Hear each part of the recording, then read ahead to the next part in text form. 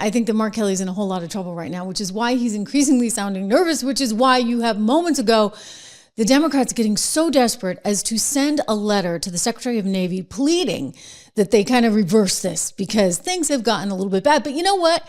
It's because he went there in a way that he shouldn't have. And we've got historical precedent for this. Go back to 1967, Captain Levy. He was court-martialed as well. We're going to talk about that famous case. Welcome to the program, everyone. I'm Trish Regan. Make sure you subscribe, share, like, all that good stuff. Make a comment. I'm watching. I'm here in real time in this live show. We're going to talk about that. We're going to talk about the latest and greatest out of the White House. The president says, you know what, any deal with Warner Brothers Discovery has got to include the sale of CNN.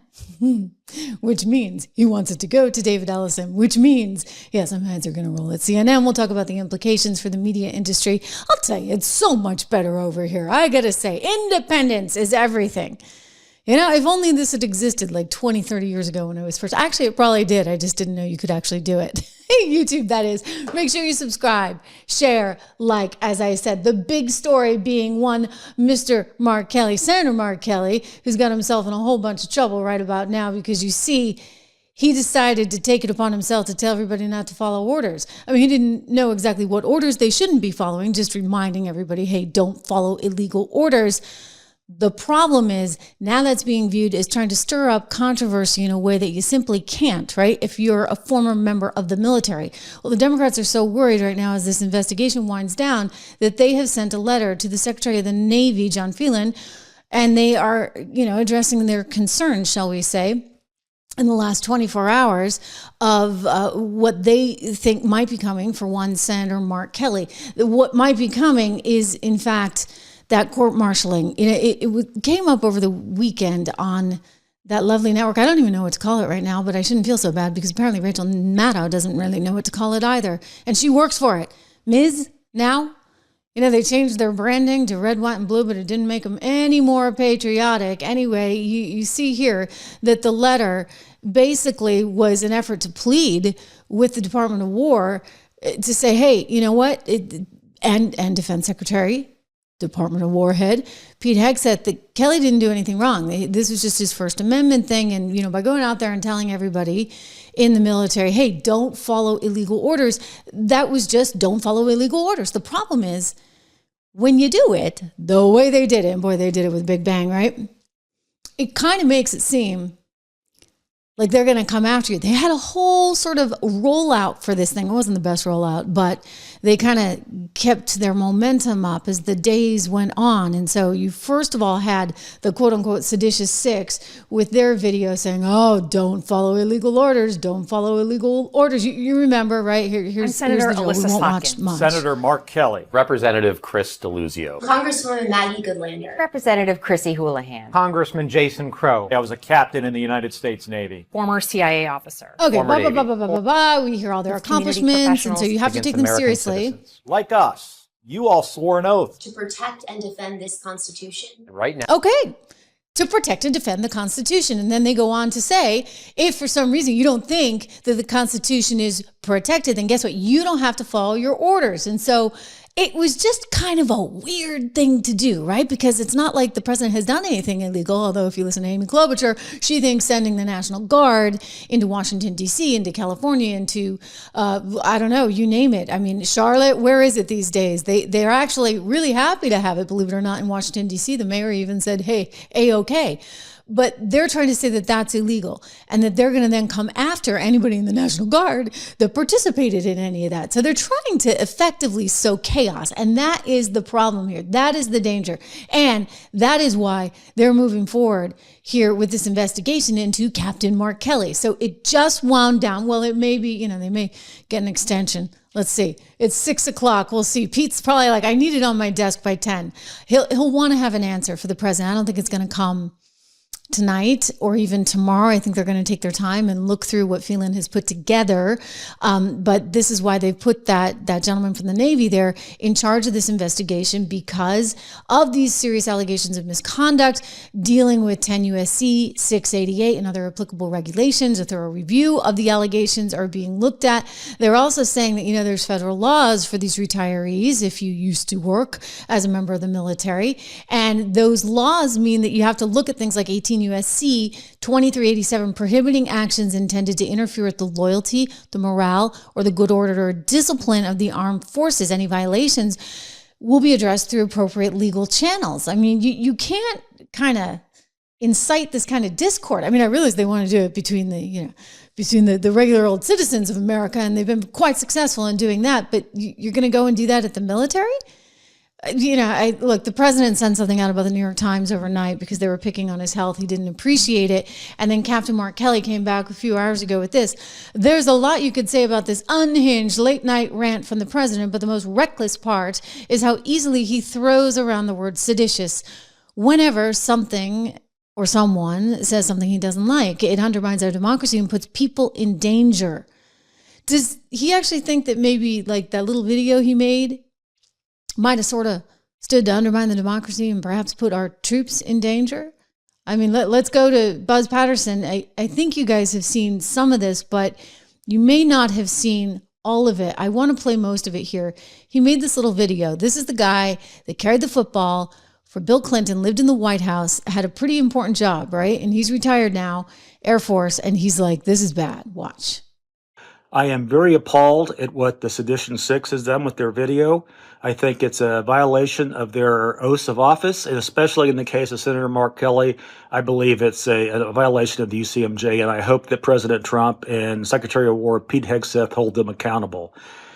They are violating, and they are politically using their positions to undercut the command of President Donald J. Trump, and they're circumventing the chain of command. Congress and members of Senate are not in the chain of command. President Trump is, however, as our commander-in-chief.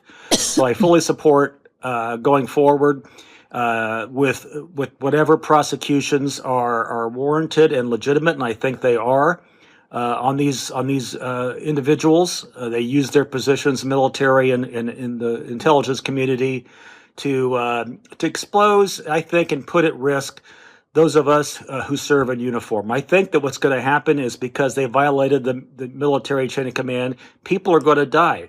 They undercut the underpinnings of the military, which is good order and faith and trust in their leadership. And in my estimation, what they did was treasonous and seditionist, and I hope they are prosecuted to the full extent. Whoa, okay, so again, he my feels name is pretty Buzz strongly. Patterson. I served in combat. I've served. You hear him? He's like, look, this is my name. I served in combat, had a big job at the Clinton White House, for goodness sakes, and I don't think this is the right thing to do. Not the right thing to do at all. And, he's not alone. A lot of people feel that way. But Mark Kelly, I think he sounds kind of nervous. So on Sunday, or was it Saturday, he went on the Miz Network and he decided to sound maybe like he had a little bit of contrition in there. He's like, I didn't really think it was going to get this out of hand. Really? Because I kind of think he did. I kind of think you guys had it all gamed out. I mean, you can't tell me you didn't know what you were doing. This was an orchestrated attempt to try to sow division within the rank and file of our armed services, and it's pretty messed up. And I think you probably should pay some kind of penalty. I don't know what it is, but some kind of penalty.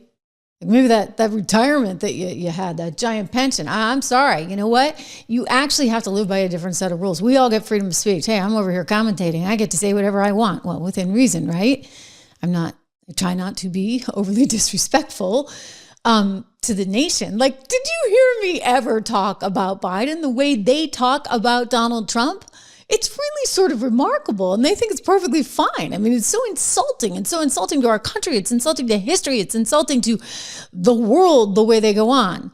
But, TDS has a funny way of working its way through the brain, and that's sort of on display with Mark Kelly. Although, again, I think he's getting nervous. Watch. I've been in combat. I've sunk 2 ships myself. I've got a lot of questions about how this operation is being conducted. Senator, I'm wondering if, back to your potential court-martialing that is scheduled for this week, is there any conversation amongst you and the other lawmakers who participated in this video about suing the administration back?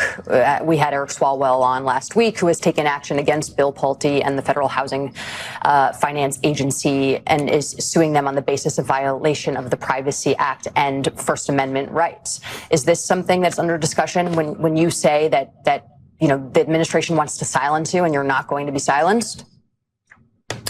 Well, they're clearly in violation of my First Amendment rights. I said something, that was lawful. It was pretty simple. It was a message that I felt members of the military at this time, when you consider who this president is and who the Secretary of Defense is, they needed to hear, this pretty basic message.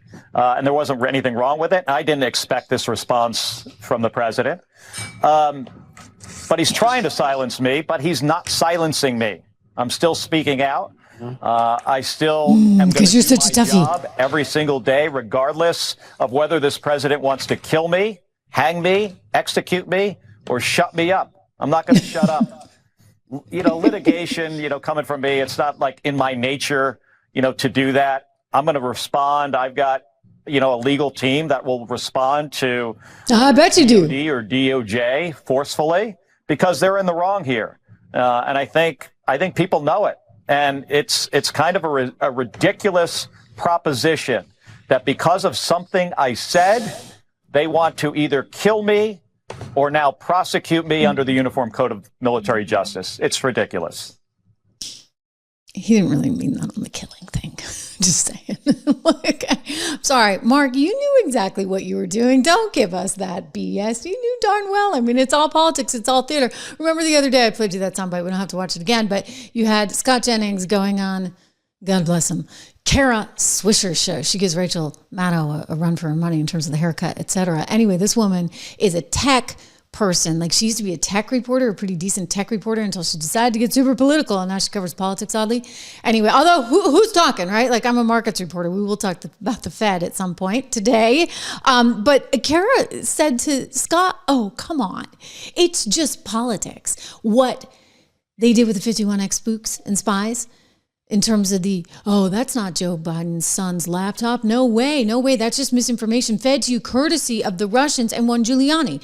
That's what they told you. Oh, and it was just politics. What do you think this is? This is just politics. But now you're involved in the military, which takes it to a whole other scale, for goodness sakes. That's when it just starts getting really super duper weird.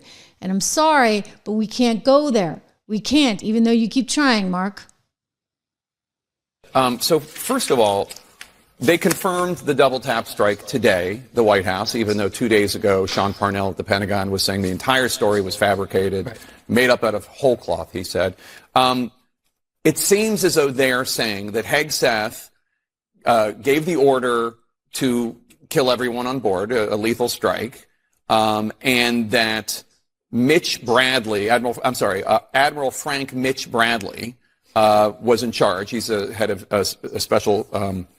special forces, and that he is the one that gave the order for the second strike, the double tap on the whatever survivors there were. Who is ultimately responsible if there is something wrong with the double tap strike, with the second strike? Well, Jake, I think it's going to be really important for my committee, the Armed Services Committee that I sit on, the same thing in the House, to get these people in the room and get testimony from them under oath, maybe part of it in a SCIF and in a secure facility and part of it publicly, to get what the exact real story is.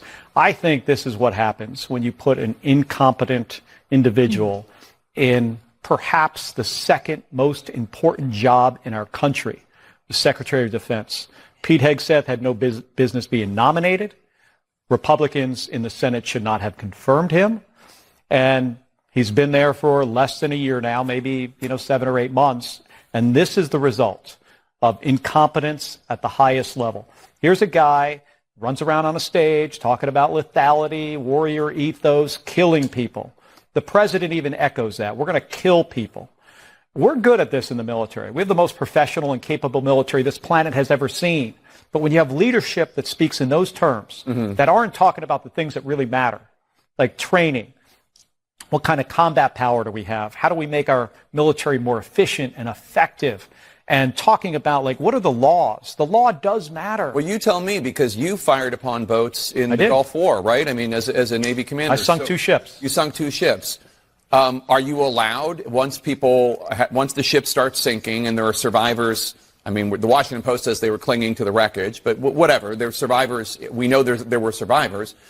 Are you allowed to he's going to tell us you attack the can't. Survivors? Absolutely not. Absolutely not. He says you cannot actually go back for the second strike. General Jack Keane, who I actually trust a whole lot more than a politician like Senator Mark Kelly. General Jack Keane is a phenomenal guy. He's a longtime Fox News contributor, has said, no, you can go back for a second strike. And in this particular case, and we can get to this, I want to get to this in just a moment, you even have a situation where ABC News had to go on and report, they had JAG officers in the room, so they had attorneys in the room determining whether they could do this. They determined that it was a threat, and they made the decision, the legally sanctioned decision to go back and have a second strike. But I just want to go back to Kelly for a moment, because as we await his court-martialing, and I suspect that's going to happen in some way, form, or another. Again, the materials have just been turned over to Pete Hegseth and the team of the Department of War. But it goes back to 1967, and there was a Captain Howard Levy, who was probably the most prominent case in the Vietnam era of somebody who decided, well, I don't agree with this war, and I don't agree with what our military is doing. Therefore, I am going to stand up to it in my way. And I am not only just going to stand up to it, I am actually going to go out and tell troops that they should not be engaging in this. And so that was considered at the time, and it was upheld actually by the Supreme Court, to be a form of sedition. You can see the New York Times actually didn't give it that much ink. I went back and looked at the archives, and it's like some little story. The issues went beyond the case of Captain Levy. They go to the war itself, basically, but he refused a direct lawful order. He was in the Army, and he had this personal disagreement, right, over the commands that he was getting. He did not think that the order was lawful because he didn't think the war was lawful. And his special forces, he believed, were liars and killers of peasants. So he used his authority as an army doctor to influence enlisted soldiers, telling the troops that, the special forces are bad and the U.S. was committing atrocities and that they shouldn't support the mission. And so it was concluded by the Supreme Court in Parker versus Levy that that actually was not a form of free speech, but rather, by sort of trying to challenge the chain of command, that was actually political agitation. So in that case, you know what? That guy, Levy, let's take another look at him. He crossed the line. Here's an article in some education project online where they're talking about how he, as a physician, faced a court-martial for refusing to train U.S. Special Forces soldiers for Vietnam. And instead of training them, he was actually trying to turn them against the war. And, well, that gave him the infamous title of being someone who was disobeying lawful orders. So now the question of, can you disobey an unlawful order? Yeah, duh, of course you can, okay? Like, nobody's debating that, but why are you guys bringing that up? Because nothing's been declared unlawful. So it really seems to me you were pulling what we call in the media business a political stunt. That was a pure political stunt. And yeah, that could be viewed by a lot of people, maybe even the Supreme Court, as a form of sedition. I don't know, but it was definitely the wrong thing to do. And you can't politicize, for goodness sakes, the military. It's not like anything even happened. They went to the second strike thing later saying, we knew something was going to happen. But it turns out the second strike thing, that's not illegal either. Here is, of all people, Stephen A. Smith having to defend the President of the United States on that god-awful show. We still wonder why that thing is on TV. Let me just give you the prediction. If the Republicans stay in power, it really won't be, because it goes against so many FCC violations. This show is utter trash. But nonetheless, I thought Stephen did a really good job defending the President of the United States and defending sort of this rule and law and order, and that you can't just go out there and do what this group of 6 former intel professionals did, just like you can't do what the 51X spooks and spies did, right? With their big letter to Politico. Oh, this is nothing but Russian misinformation. I mean, Hunter Biden would never have a laptop like this. Yeah, right. Watch. And again, this is how you know we're live, because I would never allow this in tape. So you recently accused Senator Mark Kelly, a veteran, an astronaut, of crossing the line for participating in a video reminding troops that they can refuse to follow illegal orders. Okay. Let's see some of what you said, my friend. Sure. You know better, Senator Kelly. You know better. How dare you do that? You could go to the House. You can draw up paperwork. You can try to start articles of impeachment if you think there's something illegal. I mean, damn, it ain't like y'all haven't done it before. You impeached the man twice. Where'd that get you? Got us behind back in the White House. Had you left him alone since 2020, maybe he wouldn't be back. You don't tell military men and women to ignore an order from the commander-in-chief. You don't do that. Caffeine's a bitch, you know? Now, let me just remind you that Pete Hegseth said in 2016, I do think there have to be consequences for abject war crimes. If you're doing something that is just completely unlawful and ruthless, then there is a consequence for that. That's why the military said it won't follow unlawful orders from their commander-in-chief. Okay. Now, given the fact that the secretary himself said that, I'd love to give you the opportunity to perhaps change your position on what you said. I'm not changing a thing. Okay. I didn't stutter when I said it. You want to stay loud and wrong? Well, you could call it loud and wrong all you want to. You're entitled to your opinion. I'm entitled to mine. That is so good. I loved it. I loved it.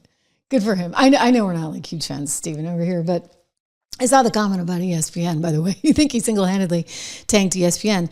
I forgot that he was at ESPN, so maybe that's like the ABC connection, but they're looking for any conservative they can find. He's not really a conservative, but hey, you know, like, call it out when you see it, because that's not okay. And I'm not going to scream at the camera like that. You know, that's not my style. Like Stephen. But I'll tell you, it was not a good move. It was a political move, and I think we're all onto it. So he chose to go super political, and that's just wrong. You know, Buzz Patterson said it was wrong. I'm telling you it's wrong. Steven even knows it's wrong. And you know who else knows it's wrong? This is amazing. This is amazing to me, because I don't think that, you know, there's a whole lot going on upstairs over there for the husband and wife team over at Morning Joe, other than how to cash a paycheck and kind of outlast everyone. But anyway, these two, she seems to disagree with him, but even Joe Scarborough was like, yeah, that was kind of an iffy move. Like, that was not cool. And if I have a criticism of what the Democrats have been saying, well, they fumbled the ball this weekend. But from the very beginning, when they say, you don't, you know, it's such a Democratic thing to do. You know, you don't have to follow illegal orders. You know what, a Republican, you can't follow illegal orders. It's against your oath. And it is against their oath. Exactly. So here's what Senator Alyssa Slotkin of Michigan, who was part of the effort, said yesterday when asked by ABC News to be specific about what illegal orders are being issued by the White House. So let's talk right now. Do you believe President Trump has issued any illegal orders? To my knowledge, I am not aware of things that are illegal, but certainly there are some legal gymnastics that are going on with these Caribbean strikes and everything. Okay, so like, if you don't think there's anything illegal, then why the H-double-L are you putting out that stupid little video? Politics. Related to Venezuela. Okay, wrong answer. Oh, by the way, we just seized an oil tanker. For anyone interested in Venezuela, this is about Venezuela. I thought the Democrats wanted Maduro out. Like, I'm getting confused. You can't keep up with them. I get it. We want anything that's against what Trump wants. Even if we wanted something in the past, now it's different, because if Trump wants it, we don't. I mean, they can't even think straight. Sir. Well, I'm sorry, with all due respect, wrong answer. Yeah. President of the United States, the commander-in-chief does have, Jonathan Lemire, wide latitude. Just does. And the Senate can take that up, but he has wide latitude on strikes. Ask Barack Obama and drone strikes. Ask George W. Bush and drone strikes. But where we know the president has... Okay, that's actually an important point. And I love the look on that guy's face. He's like, oh, I can't argue with the boss here, you know. Morning Joe, he kind of keeps me employed. So I'm going to be careful on this one. But it's a good sort of point that they're bringing up. And I'll tell you, this is something that Barack Obama was confronted with. I'm trying to see if I have the sound for you because I'll play it. He was confronted with this and he stood his ground and he's like, look, I'm the president of the United States. And I absolutely, this is going all the way back to 2013, guys. So he in 2013 said that, you know what, civilian deaths caused by his drone strikes will haunt him for the rest of his life. But in fact, those drone strikes were the right thing to do because they helped America. And the goal is to be looking after America. So I have the sound. Let me see if we can get this up for you because I think it's important in light of what everyone is saying, just to remember, right? Just to remember where we once were before the days of TDS. I realize that TDS is debilitating and it interferes with the brain cells. And, you know, all of a sudden you can't think straight. You're just consumed with your hatred for one person. But, you know, the guy that they loved more than anything in the world, here he is in 2013 saying, yeah, the president has the right. Much of the criticism about drone strikes, both here at home and abroad, understandably centers on reports of civilian casualties. There's a wide gap between U.S. assessments of such casualties and non-governmental reports. Okay. Nevertheless, it is a hard fact Tell us. that U.S. strikes have resulted in civilian casualties, a risk that exists in every war. And for the families of those civilians, no words or legal construct can justify their loss. For me and those in my chain of command, those deaths will haunt us as long as we live. Just as we are haunted by the civilian casualties that have occurred throughout conventional fighting in Afghanistan and Iraq. But as Commander-in-Chief, I must weigh these heartbreaking tragedies against the alternatives. Do you? Because you're president. To do nothing in the face of terrorist networks would invite far more civilian casualties, not just in our cities, at home and our facilities abroad, but also in the very places like Sana'a and Kabul and Mogadishu, you guys hearing what I'm hearing? Where terrorists seek a foothold. Remember that the terrorists we are after target civilians, and the death toll from their acts of terrorism against Muslims dwarfs any estimate of civilian casualties from drone strikes. Okay. So then, what do we say now? Nothing's not an option. What? What? What? You get it? Okay. Like, so why is it suddenly just because they don't like this particular war? Or somebody had a great cartoon. I think I got this one for you too. Look at this. I'm pulling elements on the fly. Not bad, right? I think I can pull this one for you because I just thought this was sort of funny. Who is this by? I think I've seen this political cartoonist before. If you can look, it says something SK something cartoons, but take a look, guys. Okay. So like on the one hand, right? All right. I'm just going to put this front and center. It's going to ruin the graphics, but that's okay. It doesn't have to be perfect. Look at this hero, you know, when he does a drone strike and then when the president of the United States and Pete Hegseth order one, dun, dun, dun, war crime. I mean, it's like completely, totally different standard. And not only is it a war crime, but now they're telling you you're going to pay for it. I mean, Gallegos, Senator Gallegos, how do these people get these jobs? I mean, don't you remember a day when there was like respectable people? I mean, well, at least they seemed it. Maybe we just didn't see them doing like these little 2-minute interviews on CNN where they were just trying to sound as awful as possible. So this guy's out there trying to scare the living you-know-what out of everybody because he's saying if you're in the military and you follow any orders that you think might be wrong, I guess suddenly everybody has to become like a Supreme Court clerk or scholar, you know, that's just rank and file. Listen to Gallegos. Into Senator Kelly. What is your level of trust in the U.S. military justice system, if it were to get that far, to handle this? I trust them actually a lot, and for a couple of reasons. Number one, these are professionals. They are also swearing to the Constitution of the United States. They know that there will be fallout and consequences if they are used in a hard way to basically railroad someone like Senator Kelly, because Donald Trump's going to be gone a couple of years.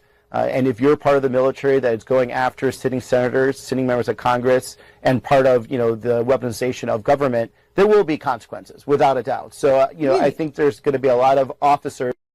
Really, tell us why, because you're going to get back in office and you're going to do what? That are going to be part of this, potential tribunal, if they want to call it that. They're going to be looking over their shoulders because they know that Donald Trump will be gone and they will not have that protection. They're going to have to do the safest thing possible, which is follow the Constitution of the United States, and you'll be fine. Oh, lovely, lovely. Again, I'm going to go back to what I was saying last week. I think this is some kind of coup. Because, by the way, they don't have a second strike thing here. They're piecing it together. They got Kelly out there, Seditious Six out there. I'm just going with that, right? We can call them that because I think we're all on the same page here. I don't know. Maybe some of you guys... Look, there's no bigger proponent of the First Amendment than me. But when it comes to former members of the military or former members of our intel department, I'm sorry, I put a different weight on what they say. So when they try and spin me, I really don't appreciate it. And neither should you, right? Because you expect a little more. Granted, they're politicians now. So they're doing what politicians do. Spin, spin, spin. That's all they know how to do is spin. But I'm sorry, you need to be held to a higher standard. And I think in this case, they're going to say with Kelly, hey, we've got to hold you to a higher standard because otherwise this thing is going to turn into more of a circus than it already is. Right? I mean, especially when there's no there, as ABC News reported the other night. Tonight, new information. According to a source familiar with the incident, the two survivors climbed back onto the boat after the initial strike. They were believed to be potentially in communication with others and salvaging some of the drugs. Well, there you go. Because of that, it was determined they were still in the fight and valid targets. A JAG officer was also giving legal advice. This backs up the entire second strike. Yes, I mean, it doesn't get more crystal clear than that. The mission is take out the boat, stop the drugs, keep this vessel and its cargo from reaching our shore using lethal means. And our amazing military, the heroes of the United States Armed Forces, did exactly that. President Trump, Secretary Hegseth, and this entire government are committed to finally using our military to defend our people, our borders, our family, our culture, our history, our heritage, to defend the United States. We're not going off running around the Middle East trying to build democracies in caves and deserts and in distant sands that have never known democracy. We're using the military to protect American security, American prosperity, American lives right here where we live, where our children live. Amazing. And again, I'm looking at all of your stuff and I so appreciate all your comments, guys. I really, really do. I'm looking at Cat Crazy Sam here who's writing, I think the left's attempts at division are becoming way more obvious than before. Seems to me to be one big panic attack. I love how you think. You're totally in sync with me, Cat Crazy. Just moving your thing off of the screen. There we go. Anyway, I agree with you. I think that they're absolutely freaking out. I think that Mark Kelly bit off more than he could chew. And, he said it. I played it for you in the beginning. He's like, I didn't think it would really incite this much discord. What do you think, buddy? I mean, you're trying to, this just reminds me of the 51X spooks all over again, but it's worse. I mean, in that case, they were just saying, it was pretty bad. They were saying, this is misinformation. If you believe what Rudy Giuliani is saying, then you are just perpetuating misinformation. And, how are we to know? And I even say that as a reporter, right? It stops you in your tracks. And it's like, been there, done that. Now you're pulling it again. You're trying to do something again. We're over it. Enough already. And so I think that this is coming back to hit them pretty darn hard. Not to mention you got the admiral who's about to testify that they were actively continuing. I think he did testify actually that they were continuing with their drug mission. And so if you've got an admiral surrounded by JAG officers making the call, making the decision that they are still looking at a threat and they need to take out that threat, you're going to tell me that he can't? And that if he does, you're going to then hold his entire team or anybody involved with that responsible because you don't agree with the strikes to begin with. I mean, hey, I don't think that many people thought that the strikes on the innocents in Afghanistan by one Joe Biden and Anthony Blinken and his entire team were any great shakes, right? Oh, Jake Sullivan, I'm looking at you. Your wife, Maggie, is part of that seditious six from, God forbid, my lovely live free or die state of New Hampshire. So Maggie's from New Hampshire. Apparently Jake and she bought a little place in Portsmouth together. My cousin's the mayor of the town. He probably likes him. He's a Democrat, so what can I say?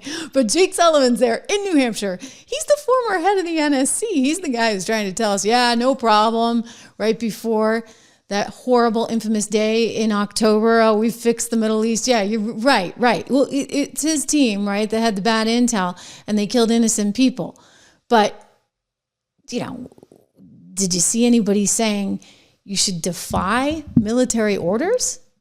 No. And yet they do this. So this is, to me, it's a coup. It's an attempt at a coup. And I don't say that lightly. But then again, I'm not a senator from Virginia like Mark Warner saying crapola, that's my new word this week, like this. Unprecedented disrespect when they were all brought to get a pep rally in front of Hegseth and Trump. This is an administration that's fired, uniform generals from the head of the NSA, the head of the Defense Intelligence Agency. And I think in many ways, the uniform military may help save us from this president and his lame people like Hegseth, because I think their commitment is to the Constitution and obviously not to Trump. And I expect Bradley to adhere to that. So, Senator, let's go a little further on this. What are concerns you have about the legality of these strikes at all? Of course, everybody's concern is about the Constitution. And if you're going to tell me that the President of the United States doesn't have the power to take out, when they're declaring this war on drugs, I think we're inching towards something in Venezuela that, I hope this gets resolved pretty quickly. That we just took the oil tanker today. That news came out just a few moments ago before we came on the air.